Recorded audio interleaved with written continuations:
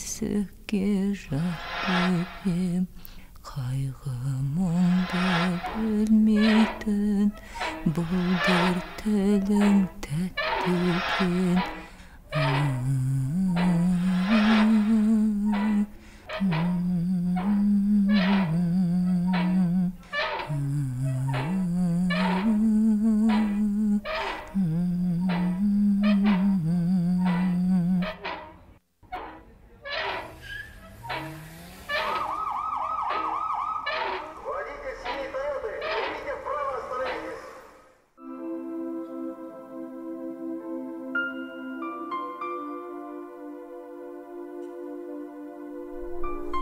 Ой Алла, не жаздық саған?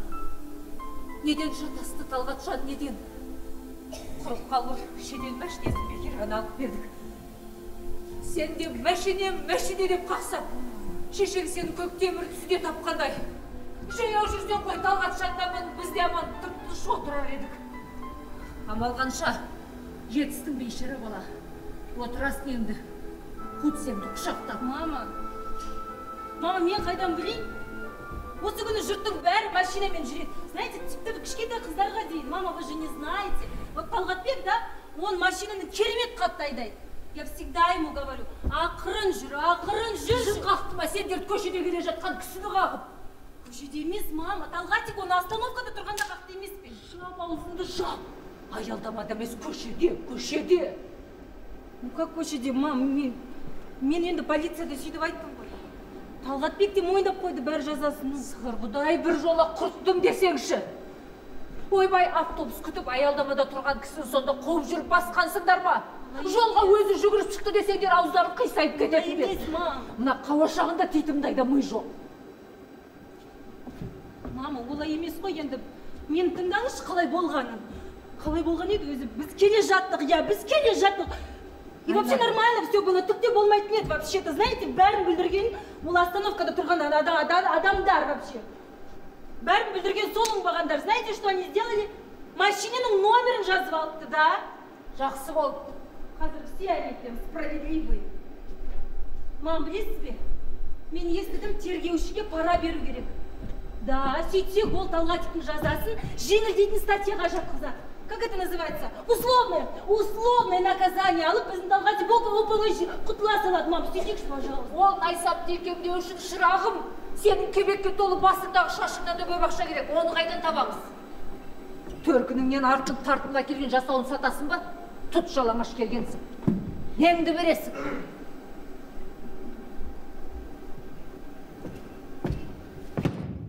Қоймышы, мама. Вы так постоянно меня оскорбляете. Неңді бересің. Еркетай туғанда аташ қалып берген жүзікті берем. Ол жетпесе, обручальное кольцо. Мне не жалко Талғатик үшін, ничего не жалко. Айнагүл, 200-гі мықтағанда 30 000 теңге.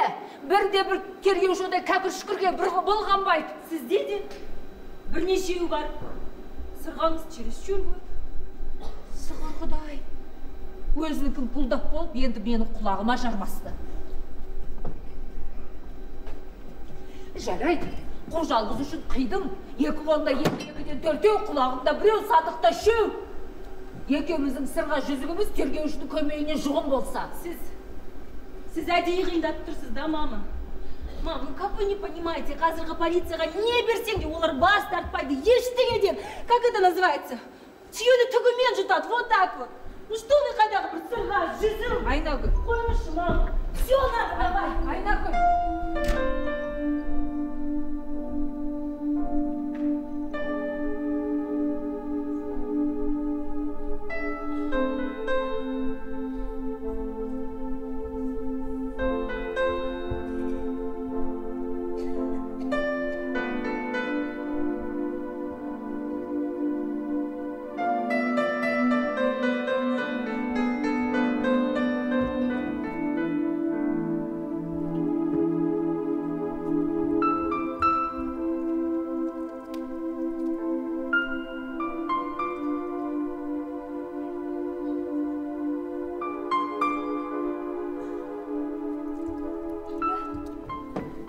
Не бітірдің?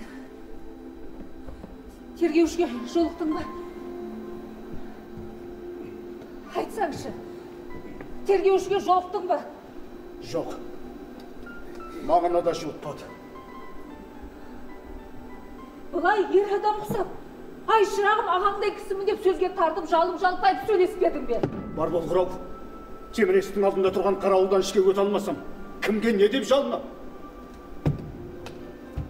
Құрсын Сағилаш, мен бұл шаруадан үмітімді бір жола үзіп келдім.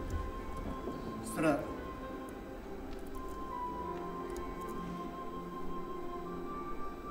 Талғатжаннан айрылдық білем. Айрылдық білем. Дәтім бар, бұндай сөзді қалай ғана айтасың? Баяу қол қусырып қарап отырамыз ба? Енді маған не қыл дейсің? Көріп тұрсың, өзімді әбден амалым болмай жүдеп біттім. Жалғыздың көрешек не болады? Талғатжанды сағынып көрдік. Бұл өмірдегі жалғыз қызығым сол. Есіңде болсын. Талғатжаннан тірідей айрылсам, өз-өзіме қол жұмсам. Қой Сағилаш, оны қой. Бірдеңесі болар. Ешкімге бәле жаламыз жоқ. Ел қатарлы Құдай деген жанбыз. Бүгінде арлымын деп ешкімді сендіре алмайсың. Басқа бірдеңе айт. Енді менің қолымнан не келеді? Мүмкін тергеушіге өзің барасың. Не? Жоқ, енді ол да сендей анадан туды. Көз жасыңды көлдетіп бақсаң, икемге келер дегенім. Дардай байым тұрғанда жаулығымды желпілдетіп полицияның алдын үзеттейсің маған. Басындағы қалпағы мен бұтыңдағы шалбарымды маған бер онда. Сенде еркек дейді. Қайдан ғана кезіктім деді. Сағилаш, о баста маған иек артқанда өтірікке жоқ екенімді білгенсің. Кешір мен.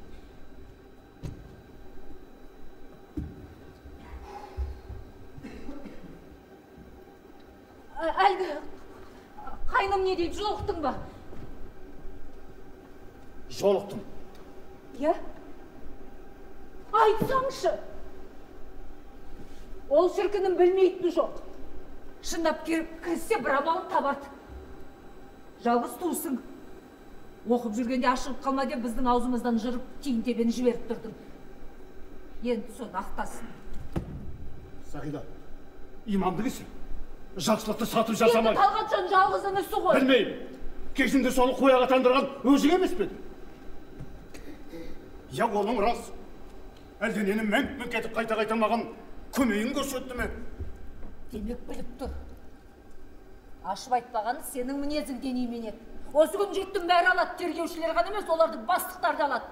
Жорабек қайным алу мен бердің бүгешкесін әбден меңгерген. Ал сонда олардың көмейін немен толтырасың? Оны да бір сәт ойласаңшы. Көріп тұрсың ғой, міне менің мүгедектік зейнетақым 30 мың. Сенің қазіргі айлық табысың ары кетсе 40 мың. Ал бұл істі жапқызу үшін қанша мың теңге керек екенін білесің бе? Айнагүл 200-ін бермек. Мен де бұнаның бәрін саламын Талғатжанның жолына. Бәрекелді. Келін екеуіңді керемет. Масалық. Олардың қанша болатынын есептедің бе? Тергеушілер бұндай кәкір-шүкірге пысқырмайды да. Папа, енді бірдеңе жасау керек қой. Подумайте, папа. Знаете, мен бүгін Талғатикті көрмегеніме уже... Сколько уже? Уже бір апта, да? Да какой там бір апта? Уже целых 8 суток. И вообще бүгін Еркетай неше түнде оянып жылап шықты. Знаете, пап, что спрашивает он? Вашего сына. Папам қайда деп менен сұрайды. Сұраса! Көздеріңе қарап жүру керек еді. Сол көшенің шетінде тұрған кісіні басып. Не көрді сендерге? Айнагүл. Көздерің бар ма жоқ па? Қойсайшы. Айнагүл. Кешір айналайын. Кешір, мен ашын үстінде даусым қатты шығып кетті, кешір.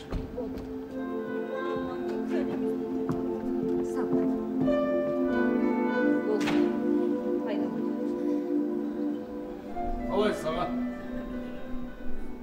Жақсы. Жақсы жеңше. Ұстазы, ағамның настроениясы жоқ қой,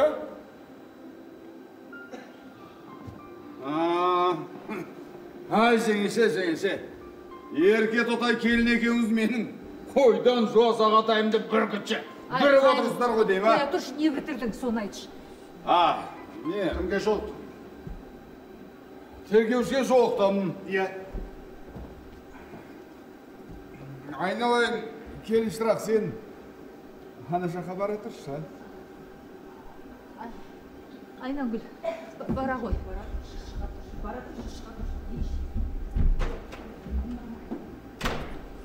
Тергеушіге жолықтым. Талғатбекке ең кемі 8 жыл арқалатам дейді. Дейсің? Иә. Ал егер ана сорлы бейбақ о дүниелік болып кетсе, Құдай оның бетіне ары қылсын деңіздер, онда одан да көп. 10, бәлкім 12 жылға сотталатын болды. Құдай-ай, не дейді? Кімге не жаздық? Апырай, Күнәміз қайсы? апырай, жас күнінде бейнет, қартайғанда зейнеттерде бұрынғылар бекер айтпаған екен. Bir жола сол айтын болдың деш.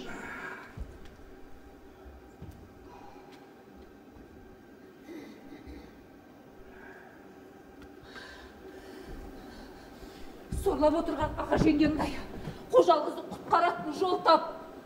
Шеше, ақша керек, тек қана ақша бол. Қанша? Талғатжан жұрт қанша сұраса да табамыз.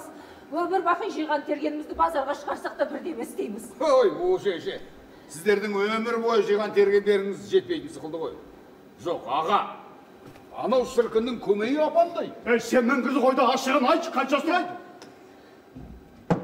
Сұмдық көп енді. Көп болғанда қанша енді? Бергеш. Ой, айта берші, айналайын. Аға, 100 мың дейді. 100 мың? Міне. Әне! Біздің үйдегі 3 бейнет қордың айлық табысы. Енді. Әдірем қалқыраны көк машинаның да қарызынан әлі құтылғамыз жоқ. Жарайды. 100 мыңды айтып бүйтіп қарыздан қалмаланып табармыз. Ал содан соң 1 жыл қара суға қарайтын түріміз бар.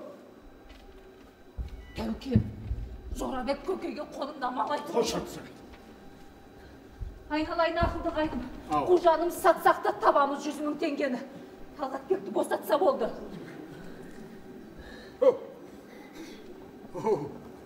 Кестері кеткен қайран аға асыл жеңшең. Менің не айтып тұрғанын түсініп алып сөйлесеңіздер. Енді жаңа өзі. Қайдағы 100 мың теңге, 100 мың? Мен теңге дедім бе? 100 мың доллар ғой. Құз қойғансыз. Аға, сабыр етіңізші аға.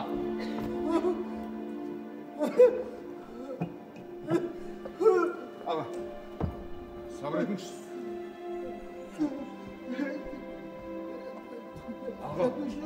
Жорабек, сен не айтып тұрсың? 100 мың доллар. 100 мың долларды біз ерлі зайыпты екеміз күні-түні жалғап жұмыс істесек те таппаймыз ғой. Кім береді ондай соманы бізге? Міне, үйдің түрі мынау. Еске баяғы Хрущев заманындағы. Сатсаң, ары кетсе 20 бәлкім 25 мың. Ана екі... Аға, жеңше. Сағида. Жеңше, сабыр етіңізші. Сағида. Әкеш. Сағида. Сабыр етші. Ауырып қаласың. Сабыр етші. Әй, Жорабек. Біз бұл әңгімені қояйық. Сонда не басындағы баспанадан айырылып өзіңе мешіттің алдына барып қайыр тіле демексің бе? Жаным, Құдайым-ай, ешкімге зәредей залалымыз жоқ. Алла деген бейгүнә жан едік.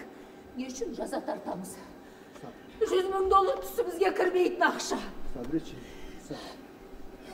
Жорабек, ана тергеуші досыңды 30 мыңға көндір.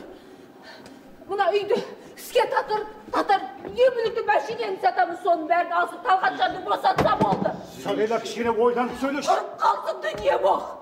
Дачаға барып тұрамыз. Осы күн көп жұрт сөйтіп те күн көріп жүр. Сен не айтып тұрсың? Дачаң деген қыстығын азлап тұрған моламен бірдей. Жорабек, ана досыңды 30 мыңға көндір. Мүшкіл жағдайымызды естіріп, өзі мұсылман ба барға қанағат етсін. Көнбей. Ай, ынсап тойласын. Үй ішімізбен түгел сорлайтынымызды ескерші сен о. Аға, бер жүріңізші. Ой, айта берші айналайын. Бер келіңізші. Аға, 100 мыңды тергеуші жалғыз өзі иемденбейді ғой. Иә. Үстінен қарайтын бастығы бар. Бастығы жәрдемесе тергеуші заңды Талғатбекке икемдей алмайды. Оны бір деңіз. Заң қарарды бақылап отырған прокурор бар. Оған да бұл екі. Ал енді 25 я 30 мың доллардан анау есін жия алмай жатқан сорлы бейбақтың отбасына беру керек. Өйткені олар әділдік іздеп ешқайда шағымданбауы шарт. Бұл 3. Ал енді әлгі 4-ші жемқор. Сен өзіңсің. О, аға. Ja. Тәуке. Сенің де кеңірдегін кең екенін мен білемін. Рахмет аға. Олай болса мені бұл істен азат едіңіз. Азатсың. Ол да арындаса мен. Адалсың. Өздеріңіз біліңдер. Ағамның шайпау төліп не істеген жоқсың болбай Талғатбек ұстап әкеп сені ұйқы күтуден айырылып отыр. Сағила! Ja. Тағым бар есебіңде. Соншама долларды бөлісетін ішкі істер министрлері білесің ба? Ой, аға! Ағаң құрсын! Ағаң ұрып кетті! Міне. Сөйлес. Барш. Барш.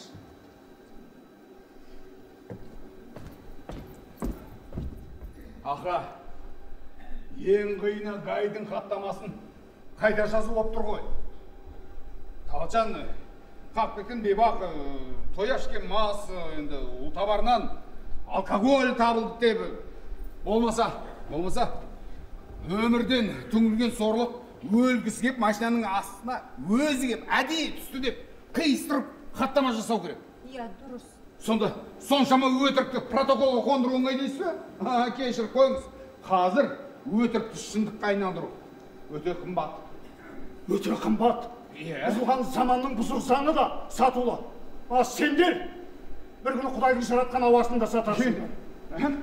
Шіркін баяғы кеңес кезін нағыз керемет кез екен. Бекерге қатыбас деп. Сөзім бөлмей тыныш тұрсың. Қойса келеді. Айдалайын ақылды қайным. Сөзіңді ұқтым. Қысқасы осы іске қол қоятын шенеуніктердің қалтасын толтыру керек, солай ма? Иә, жейші. Ал Тәуке анау жарақат алған сорлының тұрмысы ерекше жүдеу дейді. 2 жылдан бері жұмыс іздеп сенделіп жүріп, есі осқан бейшара машинаның тұмсығына өз ұрылған деп былай. Шатаспа. Бәріне кінәлама біздің келін. Иә. Не айтып тұрсың? Әлденеге сықылықтап, Талғатбектің назарын өзіне аударған. Сірә әлгі шетелдің киностан көрген істер. Қойсайшы. Алдына көлденеңдеп жатып алған ба? Тәуке! Қолымен көзін көлегелеген бе? Ана есуаз тротуарға шығып кетіп, сонда жайбарақат тұрған адамды мұрттай ұшырған ба? Айнагүл олай деген жоқ қой. Иә.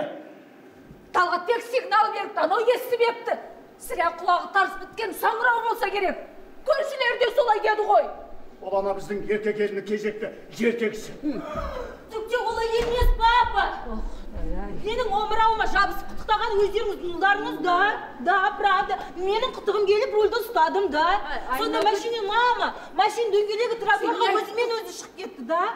Вообще вот так случилось, беда, сіздер бір күнін маған жабастыр. И вообще сотқа шақырса мен анығын айтам. Знаете, в конце концов в руде отырған мен емес. Аға, жеңеші. Аға, бостауды қойыңыздаршы. Ең шатағы, аға. Талғатбекпен келіннің зәресі кетіп, оқиға болған жерден қашып кеткен болып тұр ғой. Ал ұсталғанда екеуді болған жайды мойындай салған. Кішкенге өлемі. Соның бәрі мені. Гайдың хаттамасына тайға таңба басқанда жазып тұр ғой. Мені қараңызшы. Көрдім ғой, немене маған қайта ұста бересің? Білем ғой. Айнагүл дұрыс айтады. Нағыз қылмыскер Талғатбек енді сөз жоқ сотталады. Жоқ, аға, егер мынау хаттаманы жеңеше өзгертсе, оңай құтылады ғой. Не істейміз?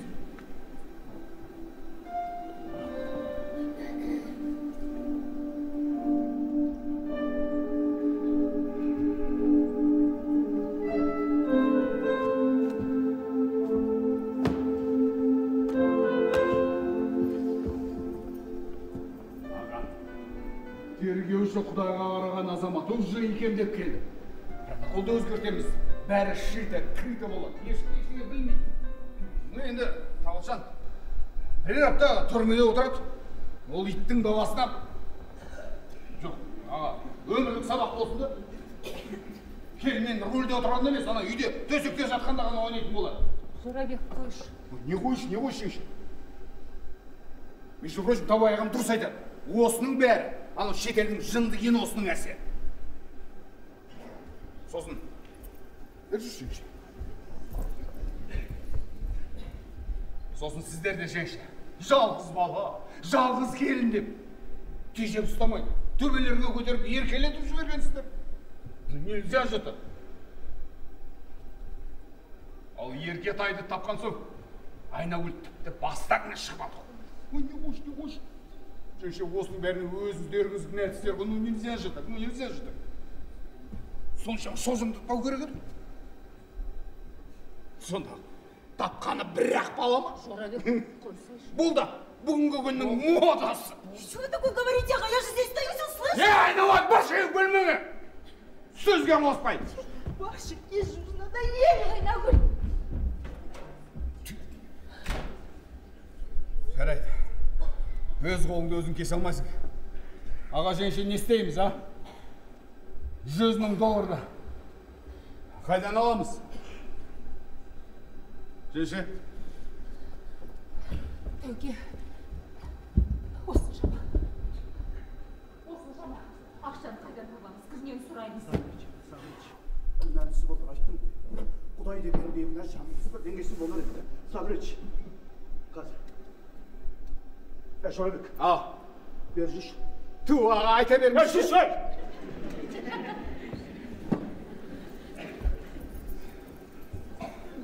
Сенің әлгі сыбайласың. 100,000-нан берге келіспей ме? Ту, аға, сізге не болды? Бір айтқан сөзді 100 мәрте қайталай береді екенсіз. Айттым ғой, келіспейді, мен 100,000-ға әрең көндірдім. Енді мен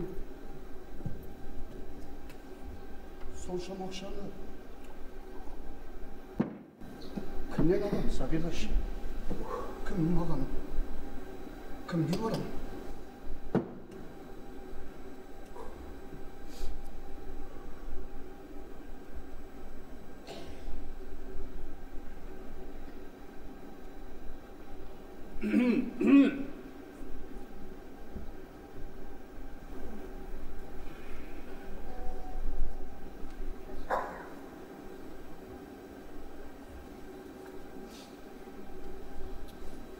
Жорабек. Ақыл жастан дейді. Өзің бірдеңе айт. Ағаң екеуміз өле-өлгенше құлы болып есігінде жүреміз. 100,000-ды қарызға тауып береді, кісі тауып берсең, ағаң екеуміз өле-өлгенше құлы болып есігінде жүреміз.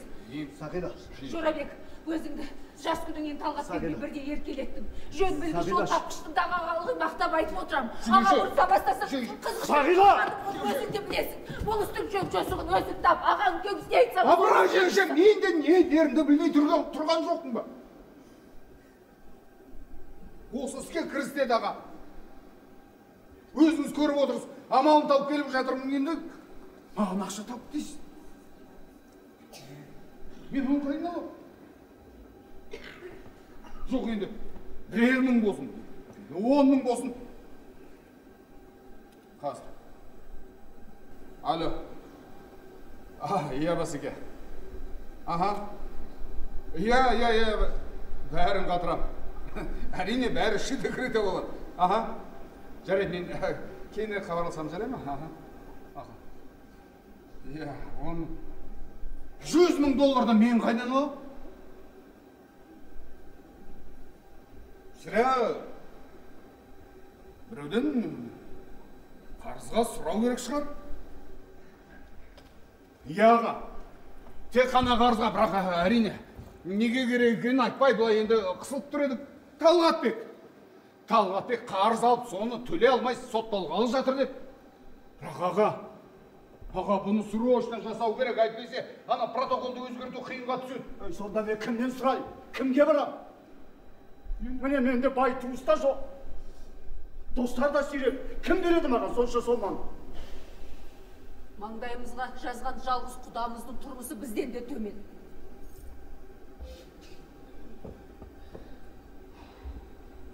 Осы күні күллі қазақ бай кедей атанып екке жарылды.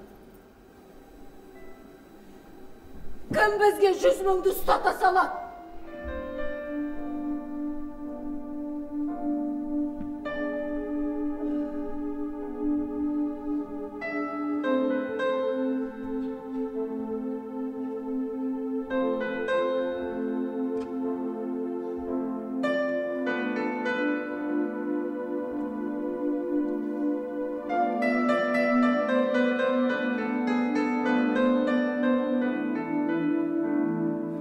Бәрекелді!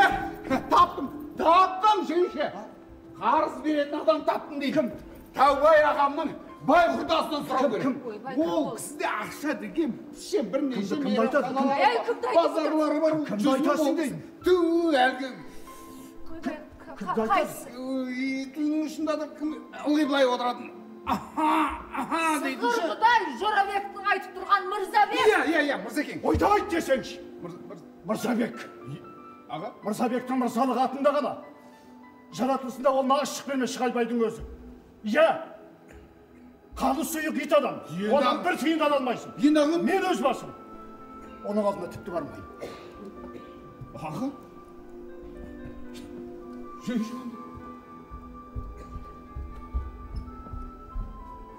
Міне, сенің кісілігін. Жанымыз қылуешке тірелгенде ғана ұстайды. Ит, қаны сұйық, сараң дегеннен өзге жөні сөз аузыңа түспейді.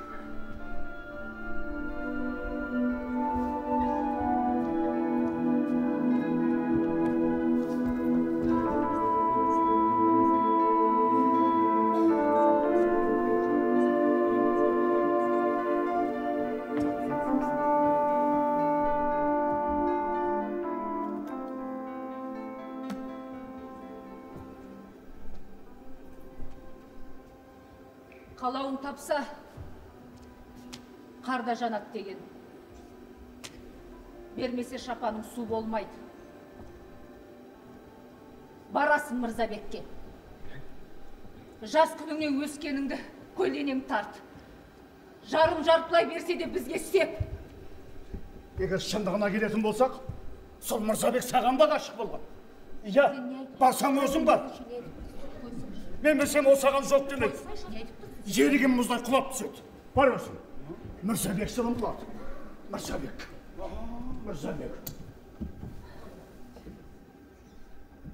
Жеңше, а между прочим, Таубай ағам дұрыс айтады.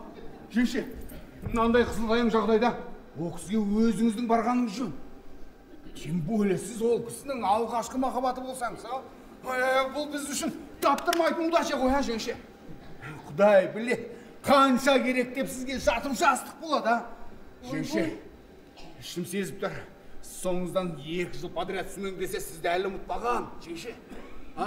Жақсы қайным, ғашық болғанда қандай? Сана, жеңше. Жорабек. Бір іштеген жауызға келгенде оттай бермешексің. Мен білмейін көр. Өлген.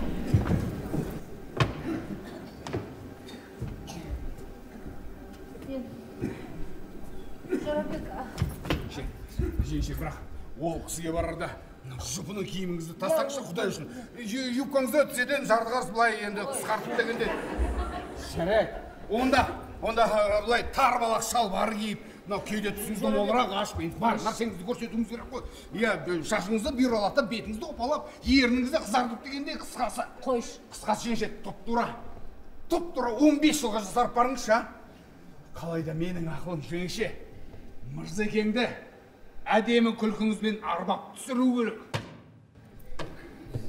Жүгірмек, енді мені тәлкек құлға айналдың ба?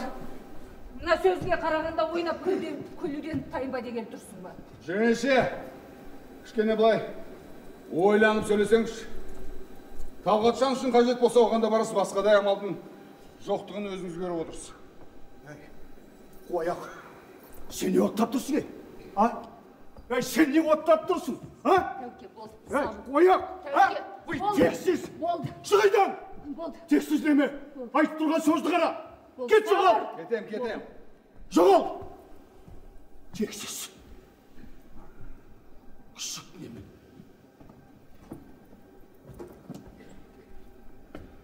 Жеңше, егер алда жалда әлгі сома табылса, хабар беріңіз. Ал табылмаса, мені босқа мазаламаңыздар.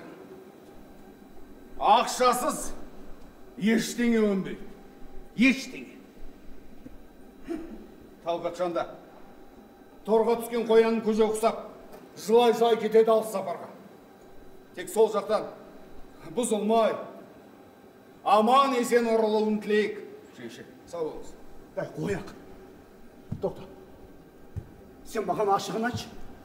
Соншама доллардан саған қанша тиеді, Аға! Сен атаңа нәлет немере інімді қаншаға бағалап тұрсың, Ай, Құдай-ай!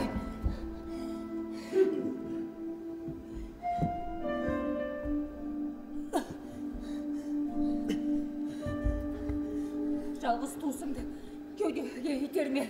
Көрмейсің бе, ағынан жарылып жыларман боп тұрғанын. Көріп тұрмын! Аллахи, аға, бұл істе менің көк түйін үлесім жоқ, өзіңіз зар жылап келген соң. Білеме сенің, Аллахи-биллахиыңды. Сен де менің жағама жармастың ау итнеме. Кет, жолап. Тексіз.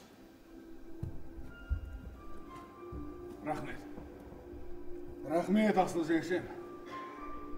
Қайран менің жеңшем. Кемел ақыл тек қана сізде. Жеңшем, маған хабар беріңіз.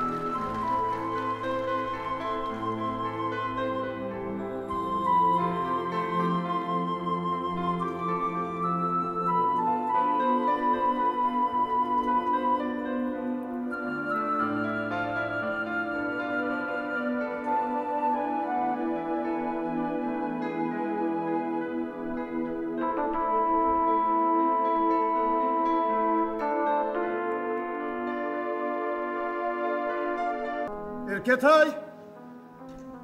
Erketay! Gele koy bana. Gel. İşte etmedi, gele koy. Не мынау? Gel bak. Көзіңе қарамайсың, не мынау? Көтер. Көтер деймін. Көтер. Тиме балаға. Көтер тұрсың мынау, көтер деймін. Көтер. Көтер. Жүр. Әкел мынаны енді. Ата деймін. Тиме балаға. Тиме балаға. Eyvallah. Eyvallah. Eyvallah. Gel. Otur. Sen kешегі екеуміз жаттағанды ұмытқан жоқсың ба? Жоқ. Қане, айтып берші маған.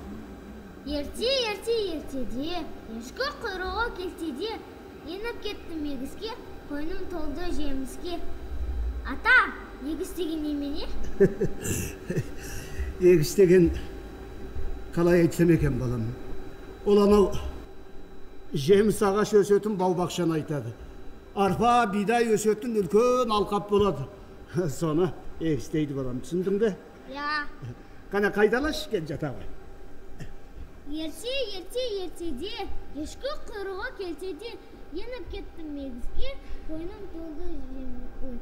Ата, келте деген немене? Келте деген ол қысқа, қалай айтсам екен.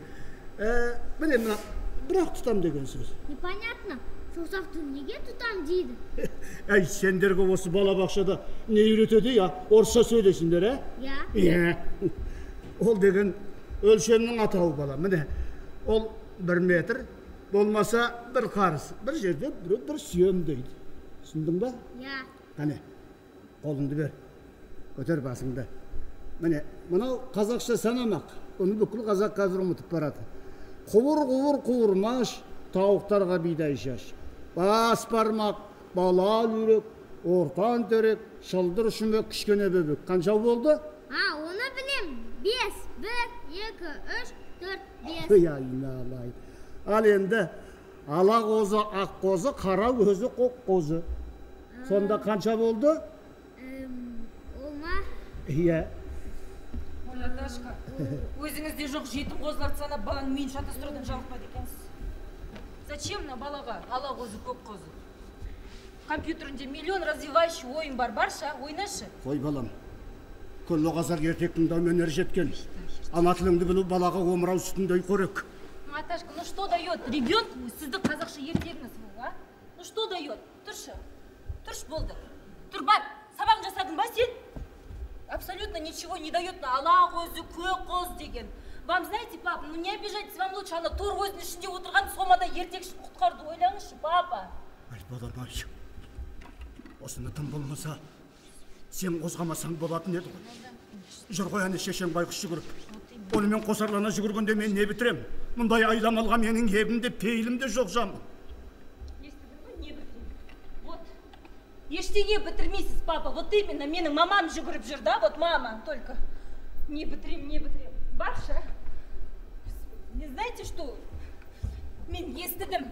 Түрмеде, да, папа? Неше түрлі оңбаған отырады. Денсаулығын құртатын наркотаны зорлап ішкізетін көрінеді. Ішпейін десе сабайды аналарды. Тіпті жас еркекті өздеріне әйел ететін көрінеді. Вообще пропал ваш сын, то есть мой муж. Я болды! Жетер енді! Ол істес кішкентай баланың көзінше. Қай-қайдағыны қоздады. Қай-қайдағы емес, это папа, это правда. И вообще мен бар ғой, кім Талғатикті жібермесе, мен үйге қайтамын. Мне уже надоело, папа. Менің мамам да, менің папам да уже қайт дейді. Таңертеңнен кешке дейін ертегін айтасыз. Бірдеңе істемейсіз ба, папа уже? Пойдем. Айналайын, болмаса айнап өлсең менің. Жоқ болды, папа. Жоқ емес. Жүр. Ерке, жүр деймін. Ерке болды. Болды. Айналайын өлсең.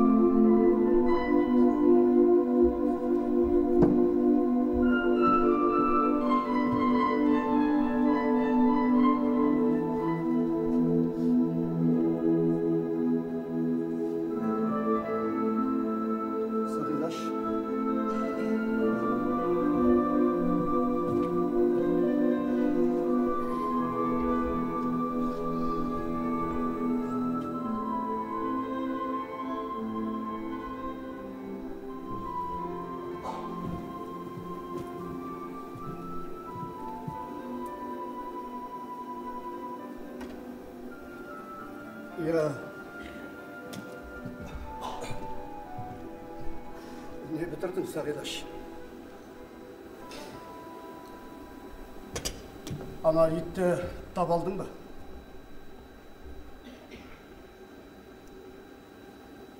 Ай қайдан. Біреуді жарғай терісігеп тұратын сұмырайдан мен әлде қашан түңілгенмін.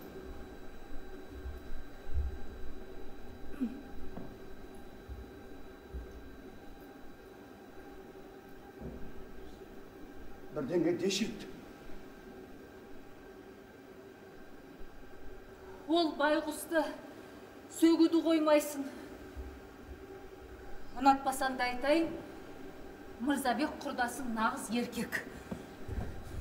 Мен байғұс баяғыдан бері шатасып жүріппін. Сен сол Найсаппен ойнап келгенде салмыз. Төлеміне бірдеңе берді ме, жоқ арзанға түсіп қалды. Бекерге шатаспа. Ширек ғасыр бір төсекте құшақ айқасқан жарыңның кім екенін білмейді екенсің. Мынау зор жаңалық. Енді ірсекеші созбай тоқы төрін айтсаңшы. Ар намысты белден басып келгеніңді сезіп тұрмын. Не дейді әлгі Мырзабек ит? Талғатбекке көмектесетін түрі бар ма, соны айтшы.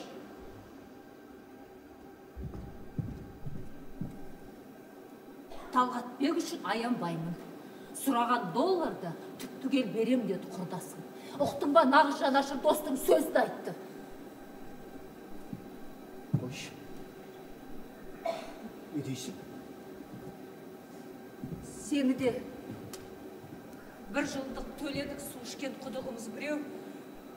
Қиын болған екен деп ағынан жарылған соң, жүрегім атша тулап шап беріп, құрдасыңның бетінен сүйдім. Жарайды. Бір сүйгенде не тұр енді? Жоқ, Сағила, сен маған әзілдеп тұрсың ба? Сен жоқ, егер шынымен солай болса, мен тіпті ырымдап ши сындырайын. Сындыр. Бір емес 100 мәрте сындыр. Беретін болды. 100 мыңды ертеңге дейін дайын етіп, Таубай досын қолына ұстатамын деді. Шытырлап сана баласында анау тергеуші Найсаптың қалтасына саласын. Тәуке, мен... Мынау бір зор, бір күтпеген неше күн болды. Ұйқыдан қалдым. Жаңаған осы келіннен де сыбағамды алып едім. Келінге тиіспе деп... Келінді қоя тұршы, я. Талғатбектің өлердей сағынып жүйкесі тозып жүр. Жоқ, мен мынау Мырзабекті айтам. бір басына жетеді. Мынау егер шынымен солай болса, мынау зор жаңалық қой, мынау нағыз атым тайжан бар. Жоқ, соншама сомал, кепілдеме талап етпей несеге беремісі, мынау Сағилаша, сен... Жоқ, мен бар ғой. Жоқ, мынау Мырзабектің нағыз бар ғой. Бірақ солға менің қолыма тигенше бар ғой, мен соған сонша сенгім келді. Рас! Мына мені көргендей шындық.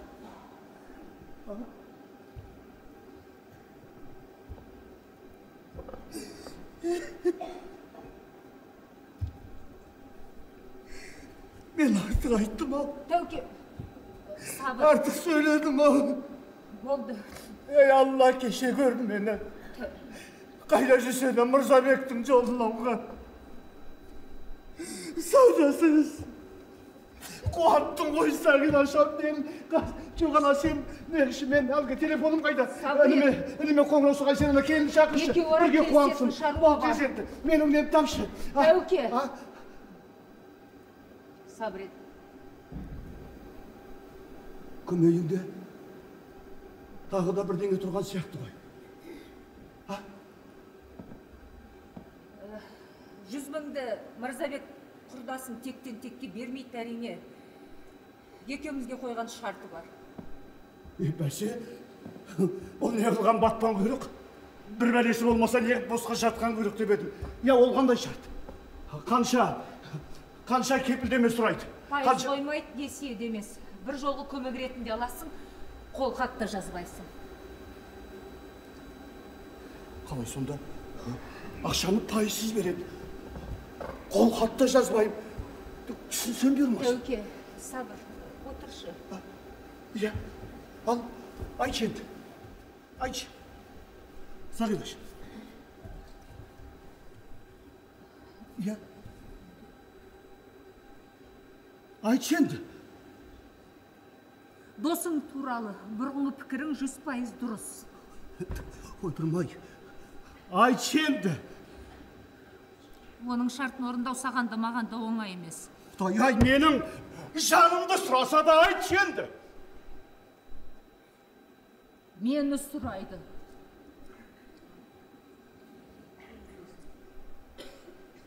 Қалай? Сен.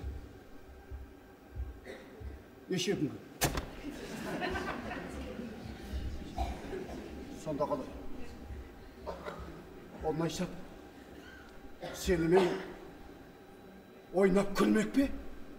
Яғни тәніңді сатасың, солай ма? Жоқ. Иә? Оның көксегені басқа. Мүлдем басқа. Ол не енді? Ай, сенді созбай! Басы бүтін. Бір жола бересің мені.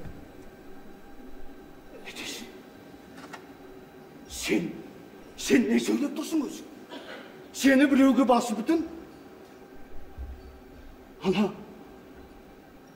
Масабек солай деді ме?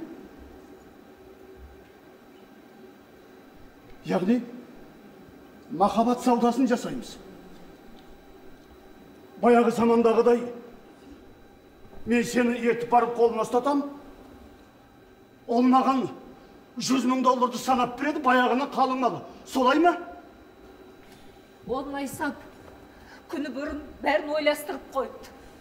Көлденең көк аттың мазағына қалмас үшін, екеуміз сот арқылы заң жүзінде екеумізді айырамыз. Не дейсің? Сол күні сот үкімін алған сағатты құрдасың өзің сұраған. Соманы қолыңа ұстатады. Не деп тұрсың? Сонда менің нақыс сүйерімді сатып алмақ па? Иә? Ал сенші? Өзің не дедің? Білмеймін. Не? Не дейсің? Білмеймін.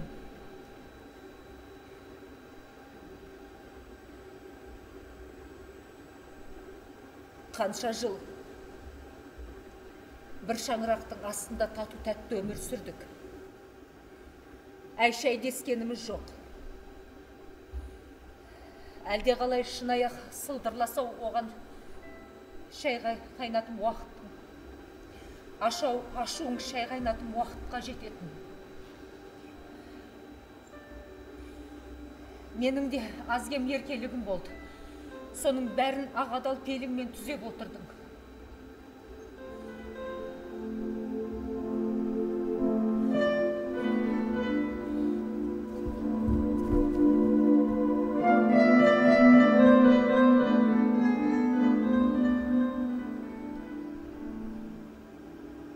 Қимаймын. Алтын басымды, әсіресе адамгершілігім ол азаматтық парасатымды.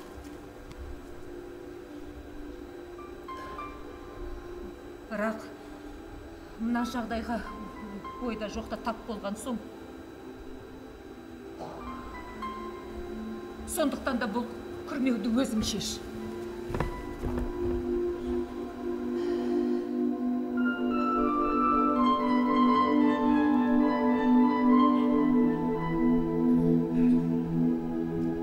Сен не айтып тұрсың? Қысқасы, аршағың бос. Әшең білсін әлуай ма? Менде қазір қалжың көтерер дәрменім жоқ. Сағилаш, сен сол Масабекті баяғыда нағыз оңбаған арам деушем ғой. Сол оңбаған сені мынау жалаңаш денеңнен анау былғаныш қолымен аймаласа. Тәуке, анау пысығының бұрнау күн не деді? Талғатжан үшін бәріне де шыдайсыз деді. Талғатжан үшін төземін оғанда. Не дейсің? Сонда не? Мырзабек ит! Сенімен бір жолы бас қоспақ па? Кәдімгі некелескен қоса ұқсатып, бір шаңырақтың астында тұрмақсыңдар ма? Солай деді. Бұрынғы ынтықтығын ұмытпағанға ұқсайды. Олай болса, сені тендерге шығарайық. Жа! Басасат әйел, әнші хам зиялы, жоғары білімді, бала көтеруден қалмаған керемет деп жанмаған. Я! Бастапқы бағаңда Европа әншімен көтеріңкі қоямыз. Қысқасы тендерде кім көп береді, сол ұтады сені. Осы күні дүниенің бәрі тендер арқылы шешіледі. Тіпті көшедегі бағандарға дейін ал сен міне. Сұлу көркіңді жоғалтқан жоқсың. Тендерге түскен еркек атаулы есіне тандырасың. Аясаңшы мені! Мені! Мені кім аяйды?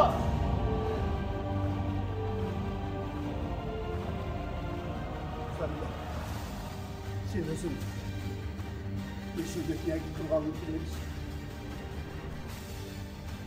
Сен менің мына өмірдегі ең қымбатым, ең асыл.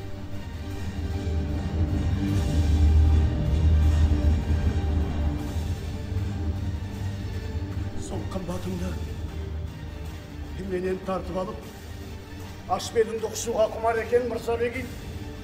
Неге мен сені тегін берем? Өзі бай екен, баяғыдан ғашық екен, өз сияқты байлармен бәсекеге түсіп отырасың. Сендей жан үшін 100 дегенде 200 берсін. Жоқ, 300 мың берсін, я! Қырсық сөзді доғар. Біле білсең, 100 мыңды аз емес. Ынсап керек, ынсап. Ал сонда, ар-намыс қайда қалады? Бұрын соңғы естіпедің бұндай сауданы қай халықтан, қай саманнан қалған рәсім? Сені сөйтуге кім зорлады? Мырзабекке мен өзім жұмсадым. Саған бірден айттым, мен олай сапқа жібермедім. Үндемейсің. Ал қазіргі ажуан кеш. Мені тендермен қорқытпа.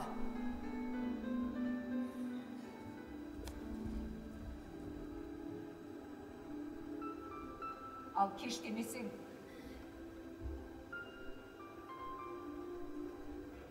міне, жаныңда тұрмын. Жүрегімде, төсегімде сенімен бірге.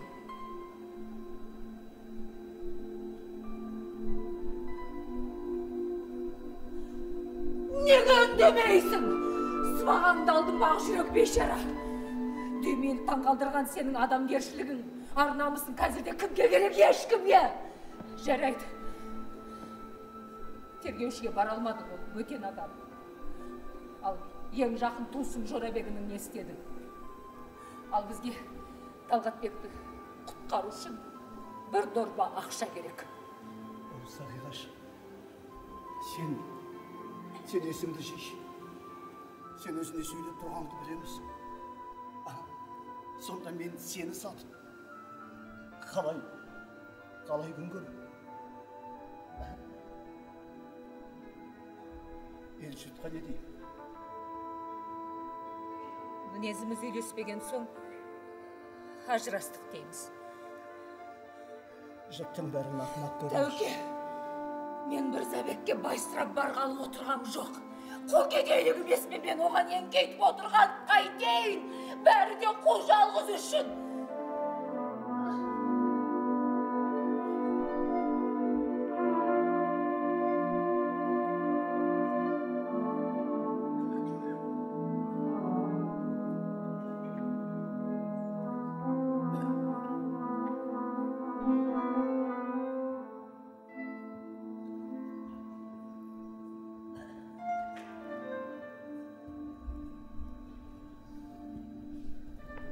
Шеше, қалайсыздар? Жақсы.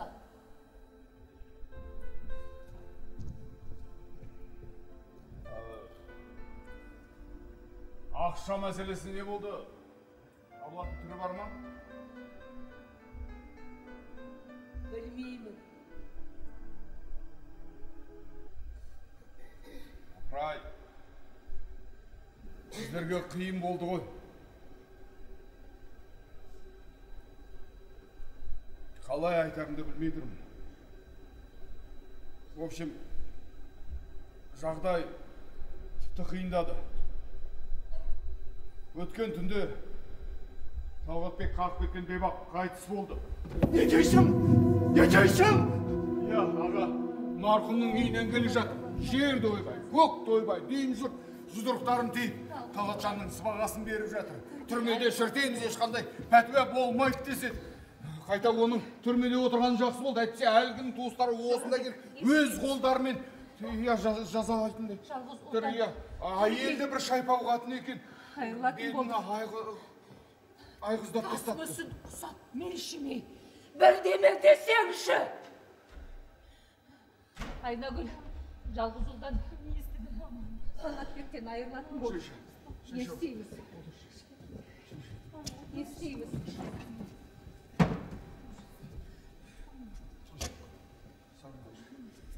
Жалғыз ұлдан айырылатын болдық.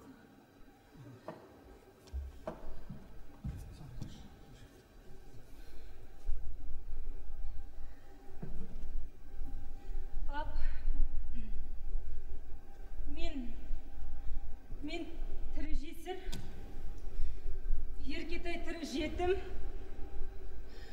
Сіз болсаңыз ештеңе жасамай үйде отырсыз. Сіз ренжімеңізші, папа, мен бәрін естідім. Мен ойлаймын, маманың айтқанына көну керек. Пап. Аға. Тәуке. Пап, енді. Аға. Тәуке. Папа, енді. Аға, енді. Сығыр Құдай. Жалғыз перзентіне жан ашырлығы жоқ. Осыншама тас бүйрек еркекті маған қайдан ғана кездестірдің? Қайдан ғана кездестірдің? Жетер енді!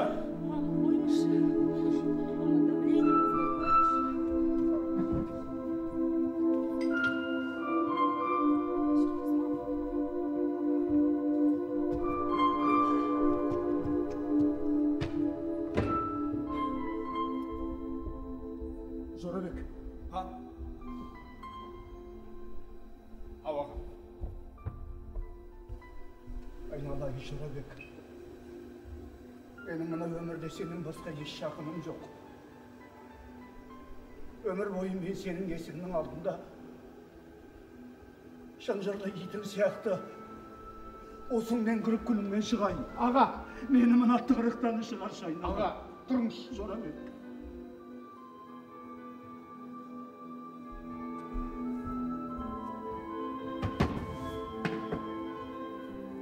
Аға, келіңіз. Отырыңыз.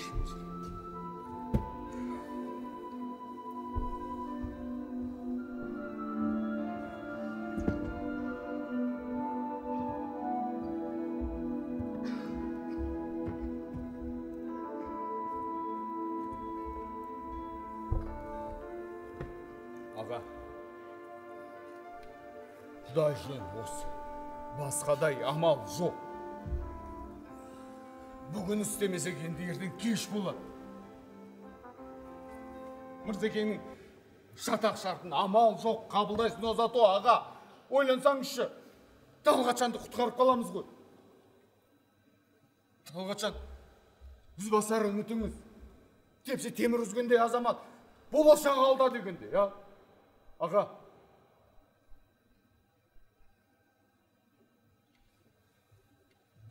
Аға, саспаңыз. Бәрін өзім реттеймін. Ешкім ештеңе білмей. Сотқа барасыздар. Жарым сағатта ажырасып шығасыздар. Бітті шаруа. Соттың қағаздарын да өзім реттеймін.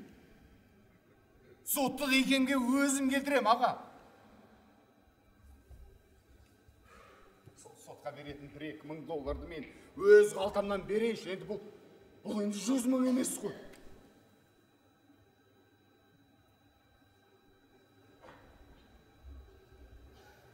Қалай түсінбейсіз, аға? Ең шатағы ана Жорабек жетер енді.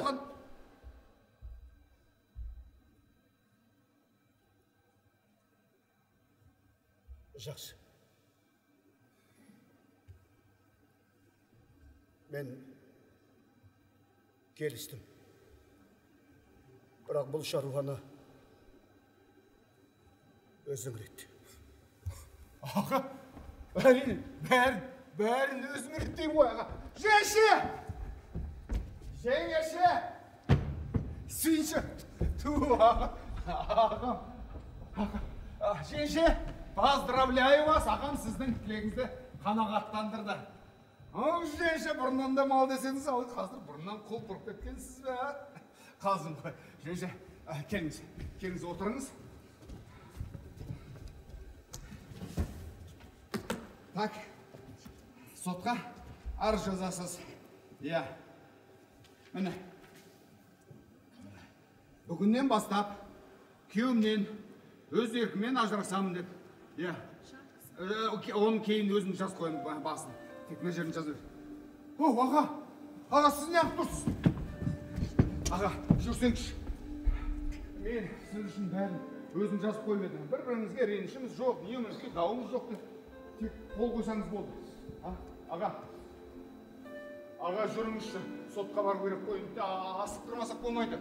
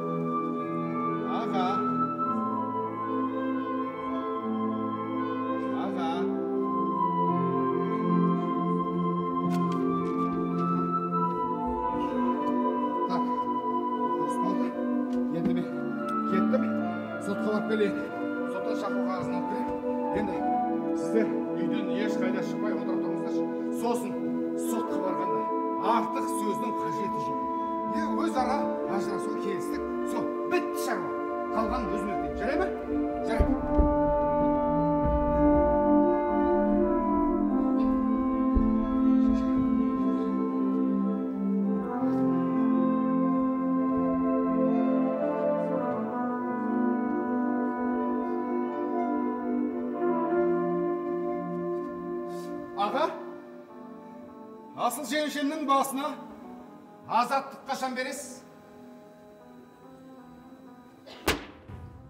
Тапқажыр! Тапқажыр алып кетіңдесің де! Бұлауыз сөз айтпаймын! Тапқажыр! Тапқажыр алып кетіңдесің де!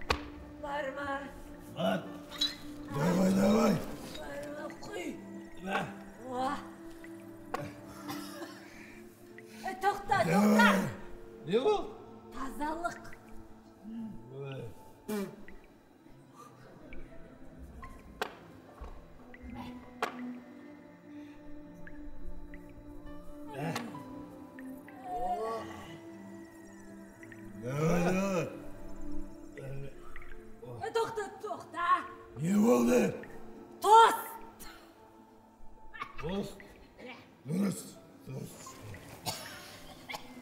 Yerimiz aman bolsun. Yerimiz aman bolsun. Dürüst. Bolaşak aman bolsun. Oh.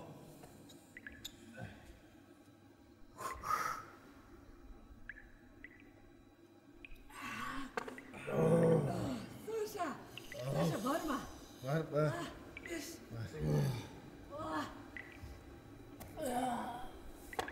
Anaşım benim.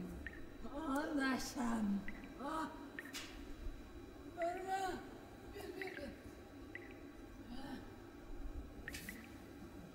Ne? Sağan bolmaydı. Ne? Sağan bolmaydı sen ek kabatsın. Kavat. Duruz. O menin balam o. Koş. Ne? Kalay senin balan. Menin balam. Öskende men oğan мәшіле сатып алып берем. O benim balam. Қойшы, менің балам. Saşa. Saşa. Benim Benim balam. Менің balam. Benim balam. Benim balam. Oğlum benim balam. Benim balam. Benim balam. Kolaylar. Benim balam.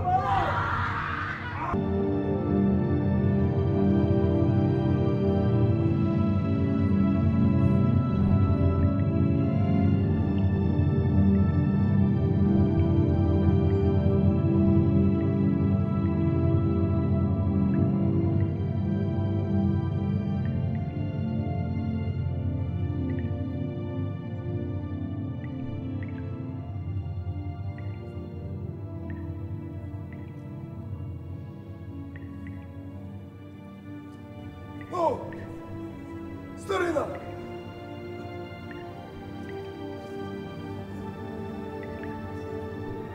Bugün әбден шатастық. Ауқаттылар тұратын жер болмаса, бұндай жерде жүрек жалғайтын ештеңе болмайды. Өйткені мұнда кедей-кепшіктер тұрады.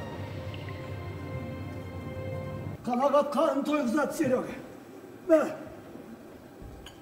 gördün mü? Usta, davay kettik. Doktor, sen ayak su tayık.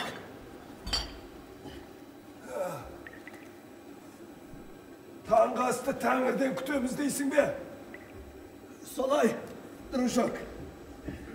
Senin deyim. Telim elekşe bay. Bırak buna bir siyahtı kezbetirlikке tüskönderdi. Boğmuşu deyip şola kaytaratın anlamaydı. Orustun baytili bizden kezbege boğumuzdan başka söz tapmay kalganı mı? Старина, почему? Вот бомждың басқадайда атауы бар. Например, бродяга. Яки қайыршы. Шатаспа. Қайыршы деп көшеде қол жайып, қайыр тілеп жүргендерді айтады. Ал біз міне көріп тұрсың ғой. Күнделік тасымызды бейнетпен табамыз. Қаншама үйді шарлады, қаншама қоқыс жәшігін аттадық. Енді соның бәрін пұлдап өткізуіміз керек. Солай емес пе? Не. Например, екеуміз нағыз бомжбыз. Өткені бас суға баспанамыз жоқ, кез келген жерге барып қисая кетеміз. Мен өзімді кезбемін деймін. Кезбенің мағынасы бомжға қарағанда дүзу. Яғни, басер көзіндегі адам дегенге саят. Айталық, қайда барғысы келсе өзі біледі. Иә, бүгін қанда боламын, ертең қайда боламын деп ешкім бас қатырмайсың. Сен өйт, бүйт деп ешкім әмір бере алмайды.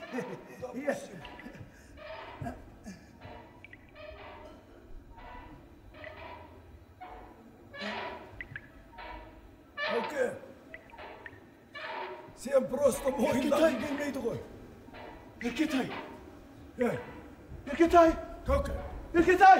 Еркетай. Нұркетай! Ой! Старина, қойшы. Давай тартып жүр. Серега, қараша, тастабыңды. Жымыңдаған жұлдыздар тура шамшырақ деген осы емес пе? Міне, табан астында көк майса мамық төсектеп осыны айтады. Серега, Еркетай, қайран кең дүние, қайран кең дүние.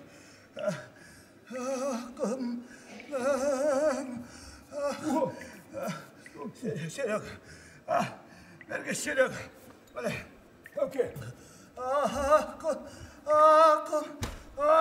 Ақымының бәрі қазай, бәрін қараттай, сөзі бар алуан шекер.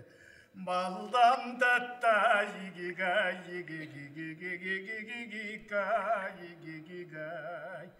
Адамының өзімі сүйген абзал едің, әй қайран кең дүние. Серега, Байтұрсынның Ахмет шығарған осы. Міне, Байтұрсынның Ахметі қайда? Қай құлақтың түбінде жер жастанды. Міне сол шығарғанын кәп 100 жыл болды. Дүйімен сүйсіне шырқайды. Мына біз екеміз сияқты кезбелердің көңілін аулап, кемдаланы кезіп жүр, қарашаға. Адамының өзімі сүйген абзал едің, айтайын өлең қылып, ерисаттай. Вот не надо, пожалуйста. Сағила! Эй, старина! Сағила! Сағила! Успокойся, пожалуйста. Сағила, как это Сағила? Кел, отыр. Сағила, сен де мен де әйел затынан құтылған абзал жандармыз. Сен әйелін тастап кетті, ал менші. Мен әйелімнен қашып құтылдым. Орлық қылсаң да ақша тап деген сөз үшін. Ужас, кошмар.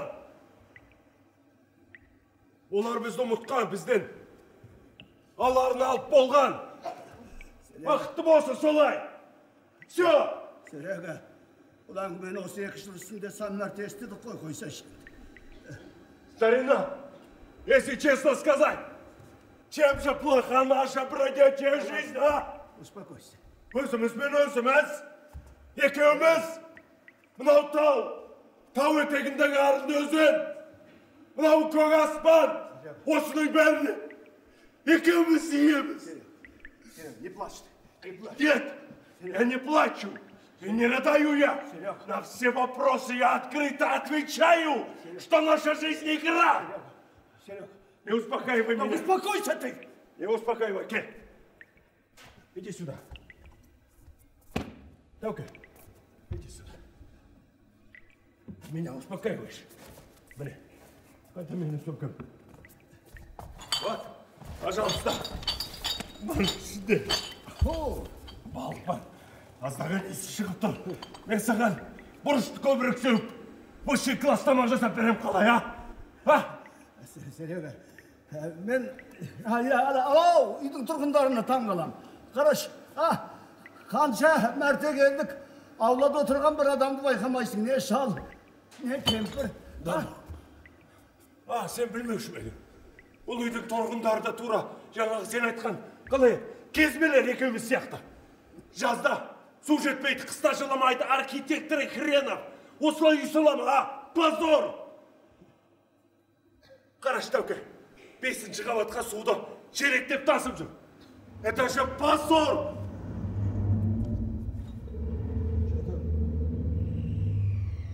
Что там? Ё-моё, сен іздеп кеттік.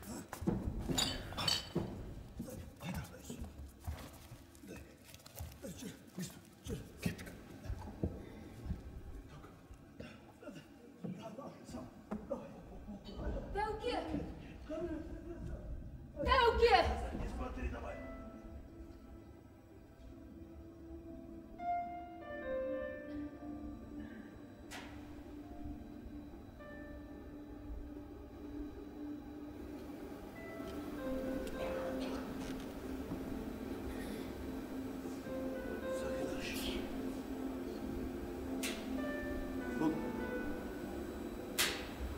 Sen bizim Sağilaş.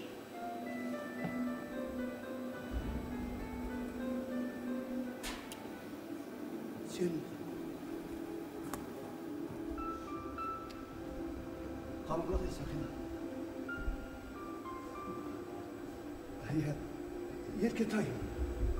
Еркетайым қалай аман ба? Атасын сұрай ма? Сағила.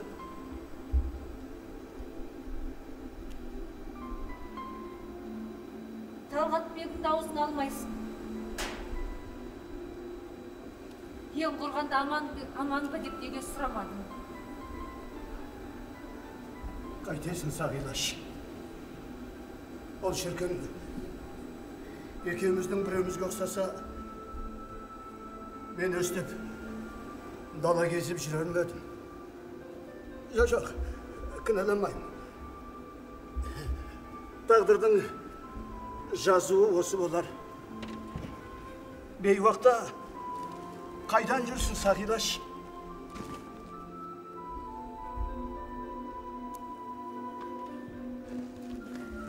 Неден бастарымды? Білмей тұрмын. Тәуке! Я подожду, давай. Ана, Серікне кете бер, деші. Я, Серега, қазір. Кел. Жоқ. Сағила, отыр.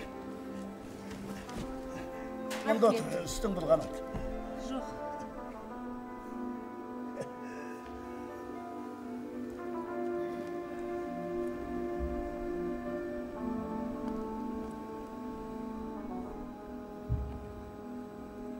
Неден бастарымды білмей тұрмын.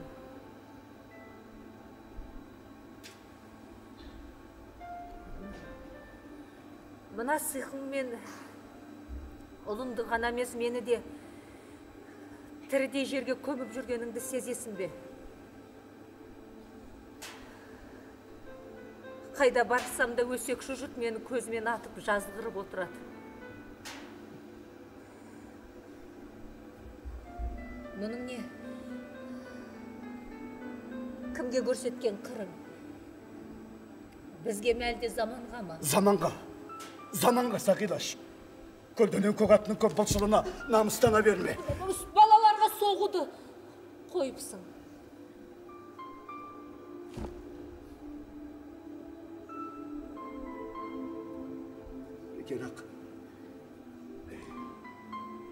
Бекерақ қозғадың ау Сағилаш. Балаларға соқтым. Бір күні еркетайымды бөлердей сағынып, маңдайынан иіскеп қайтайын деп барып өдім. Келін табалдырықтан әрі аттатпады. Үсті басың бұлғаныш, балаға індет жұқтырасың деп, байбалаң салып үйден қуып шықты. Тәуке, мен... Иә, қайта есілдерімді сүйретіп кейін қайттым. Анау орыс болмағанда, не боларымды бір Құдайдың өзі білер еді. Мынау жалғанда жалғыз ермегін еркетайым еді. Енді оны да көруге зар болып қалдым. Ал сен не білесің? Сен мені жазғырасың. Соқтым. Я, соқтым балаларға. Тәуке. Соқтым. Тәуке, сен іздеп сандалғаныма 3 күн болды. Давай, не спеши, пожалуйста. Ана бет аузы ісіп, бейшара орысты қайдан тапқансың? Тиме Сергейге! Ол нағыз адамзаттың абзалы.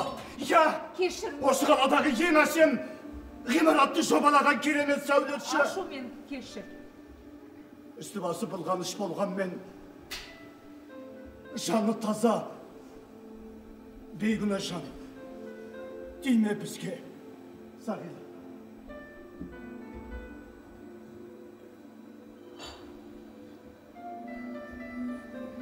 Тәуке, сәлем айтты.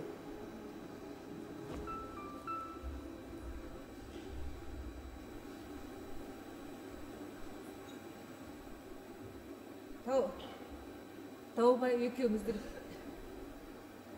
ауылымыз бір, аталаспыз.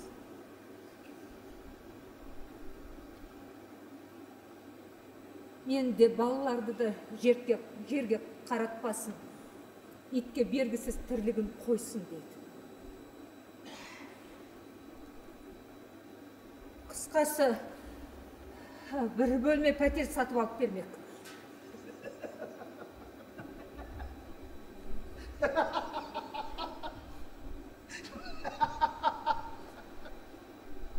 Тәуке, болды, мен кетем, кешір. Сол пәтермен қоса маған Мырзабек қатында сатып әперетін шығар. Сағила. Көңілің қош көрсе, оны да ойластырамыз. Осыншама мырзалықты Мырзабектің санасына сіңірген сен бе? Соны тергемей-ақ келістім деші, Тәуке. Аяқ астынан жомарт ұстаған байыңа сәлем айт. Маған осы өмір мұнайды. Иә, ялғаннан жасаған жақсылығы керек жоқ деп айтты. Тәуке, бір күн айдалада өліп қалсаң, сүйекке таңба емес пе? Талғатбектің жайкүйін неге ойламайсың? Қызмет өсіп, шенеуніктердің тобына қосылды. Оғандана құрдасын қол ұшын берді. Тәуке, ойлам, Мырзабек саған достық пиғылмен сөз салып отыр. Достық? Дос адам досының қойнында қатынына жармаспайды. Сағила, бар айтарың осы болса жолың әне, жүре бер.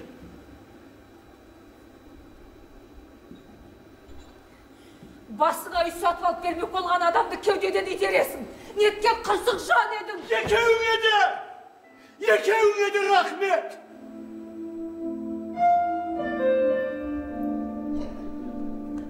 Кешір. Егер Иә. Мырзабектің маған шын жаны ашитын болса, Біз бәріне келісеміз. Сені Тәуке, өзіме қайтарсын. Шынындай, Сағила, менімен қайтадан түтін түтеткін келем. Тек шынындайшы.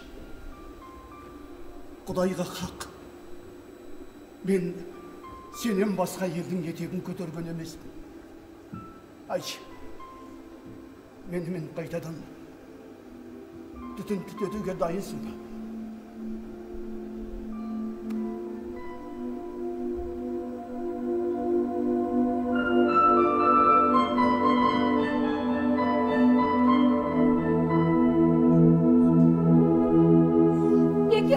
Бекер ақсеппін. Тәуке, болды. Сен маған жауап бермедің. Сағилаш. Тәуке, мен қазір... Менімен қайтадан түтін түтетуге дайынсың ба? Мен... Құдайға хақ. Сен менің таза... Жоқ.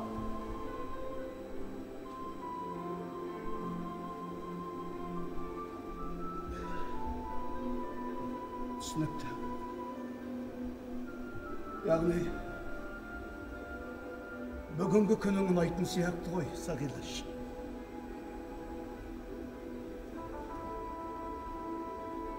Несін айтасың? Дегенмен, іздеп келгеніңе рахмет, Сағилаш. Сені көріп бір сасақ балдым, шын айтам. Иә. Сағилаш, айтпақшы, сен... Сен алманы жақсы көруші едің ғой. Сенің төбе бір келетіңді білгем. Сен шошыма, бұл қоқыстан емес. Мен үзіп алғам. Иә, Сағилаш, есіңде болсын. Егер мен туралы жаманатты хабар ести қалсаң, асықтың да мені. соңғы сапарға қалай жөнелту туралы мен саған ештеңе айтпаймын. Байдың да кедейдің де барар жері 2,5 құлаш қара жер. Тек бір нәрсені біліп ал. Мен осы болмышы болып көше кезгелі зейнетақымнан бір тиын да жұмсаған жоқ. Еркетайымның атына есеп шот ашып, соған аударып отырдым.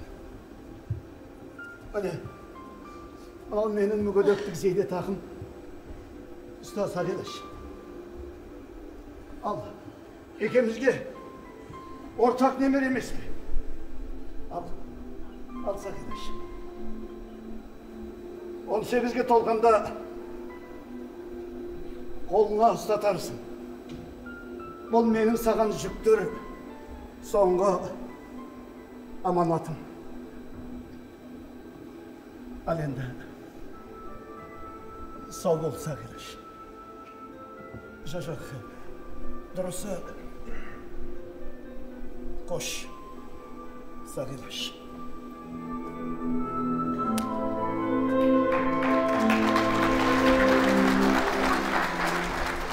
Мынаны ұмытып кетіппін.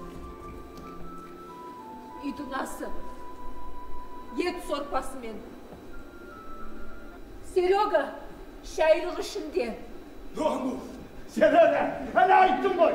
Қалағат қарын тойғызады әлі, кешкі асқа өреленбейтін болдық, а? Таңғы астаңырдан деген. Иә. Спасибо. Ал.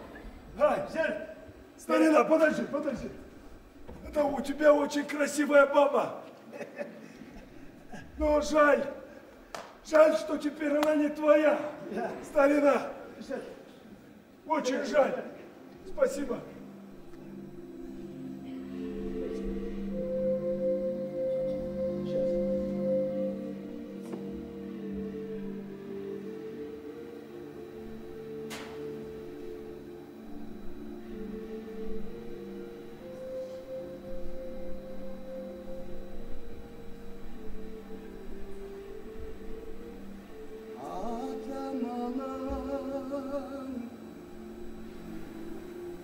Gözümü suyun hapsaledim.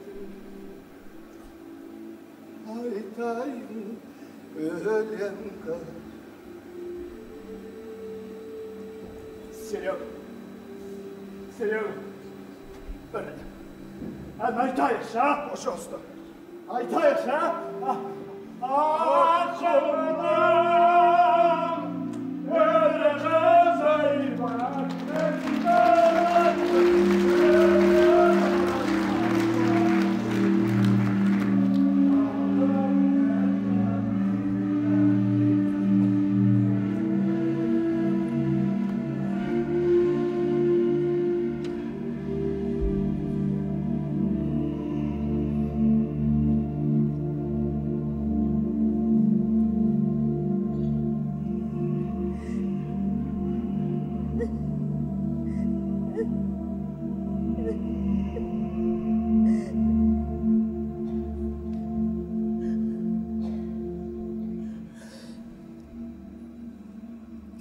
Опасыз жалған дүние. Ненің жазасы осы зауал. Өзінің жүрісі мынадай. Сөйтіп жүріп құртақандай немересінің келешегін қамдап жүр. Қайран Тәуке, қайтейін. Сендей дүлділ азаматтан айырған, мына заманға лағнет айтқаннан басқа менің қолымнан не келеді? Не келеді опасыз жалған дүние? Қойыңыз жеңше. Күнде бүйтіп жүнжей берсеңіз неңіз қалады? Қартайып кетесіз ғой, а? Ал қартайған кемпірдің мырзекенің керегі болмайды, а?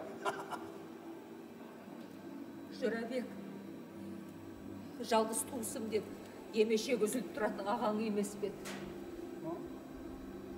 Неге сәлем бермеді? Бәлкім жанашырлықпен айтқан бір ауыз сөзіңе тоқтар ма еді? Ой, бұл жеңше. Мынау ит жолып қасқыр жақ тұрған заманда әділдік іздеп, арлық алтында қалам деп, алжып жүрген бомжы шалға менің сәлем ем болады дейсіз бе? Неше күннен бері іздеп салдыңыз ал, не таптыңыз сонда? Менде жұмысым болмасын. Пысық дегенге пысықтанып, аузға келгенді сөйлей берме. Сені оқытып адам қылған осы ағаң емес пе еді? Кіммен сыбайлас болып, кімнен безіп тұрғаныңды бір мезгіл ойлансаң етті. Күні түні ойлайтын тек қана пайда. Қайткен күнде қамдып қалу, қалайда бірдеңені басып қалу. Жас емессің. Бала шағаңда есейіп келеді. Бәрекелді, жеңеше, бәрекелді. Басқа тап сізге біреуге адал жолға түсте ақыл айту жараспайды. Тілің ұзара бастапты. Аз-маз қысқартқаның жөн болады. Өзіңізбен бірге, жеңеше. Сіз Мырза Кеңнің нақ сүйері болсаңыз, мен ең қиынға жұмсайтын оң қолым, так что бір тәртеге қатар жегілген атпыз, сондықтан армен ұятшаққа барыспайық, ол сізбен бізге дарымаған қасиет. Мына заманда нақ содан зәреде пайда да жоқ.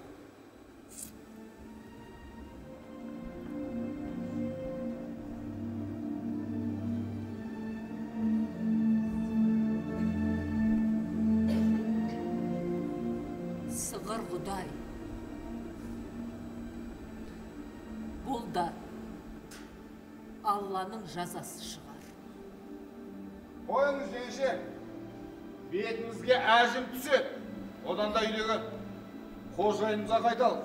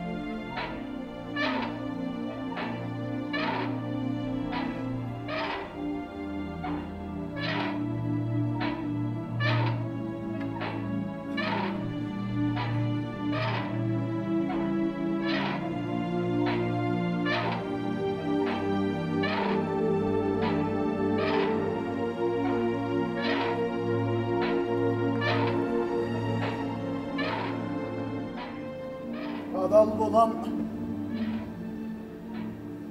arlı bolam деп, қолымнан келгенше алыстым.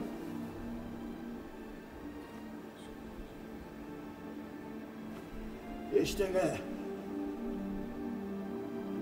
бітіре алмадым. Енді міне өзім келіп түстім. Сым өмірдің тұзағына. Айналам түгел, алыс-жұлыс, әлі жеткен, әлсіз де қорлауды кәсіп еткен заманда кімге топырақ шашам кіретін есігі болған мен жарық қалып шығар түйсігі жоқ тығырыққа тірелдім.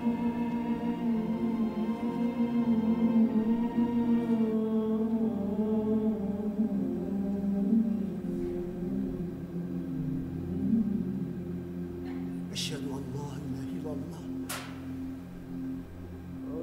Eşhedü en la Muhammed abduhu ve resulullah. La ilahe illallah. La La ilahe illallah. La ilahe illallah.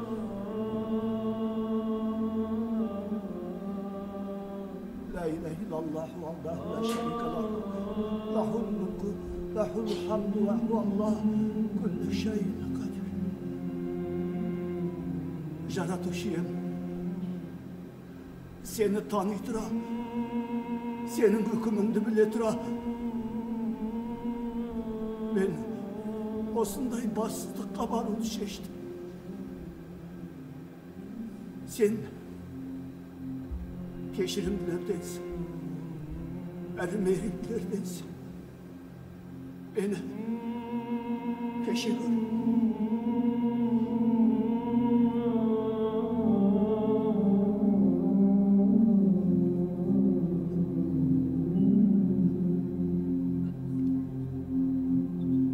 La ilahe illallah.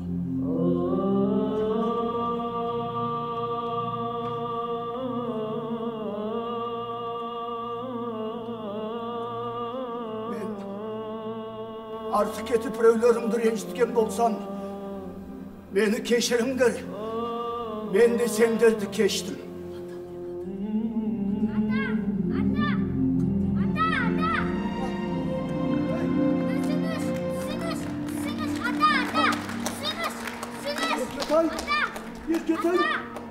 Erketayım sen. Bu sen misin şarkım? Ya. Allah'ım balakanım o sen misin? Sen kaydan düşsün balam? Ay ata, ben iyice kaçıp ettim. Ne dedi? Sizi erken sanındım. Mamam da erkendi. Bilmeyince buluyor sadece. Nige sizde uyku aldı değildi. Neni vurdu kaldı? Çok haşeyin aytkan koy balam. Çok men ölgün çok. Aynallah. Aynallahım balapanım. Bırak uydan bekar gitkensin. Kökömdü de anamdı da tımdağım gerek koy balam. Ata, Al. benim karnım aç. Yorganda tamık var mı? Canım o. Kasım. O torbada senin şekli tamak yok. Ha, ama orada ne? Mektep var. Sol yerden tamak şeyi kekemiz. Avukattan ayık. Jarayım. Bakan kömekteş bana. Kane.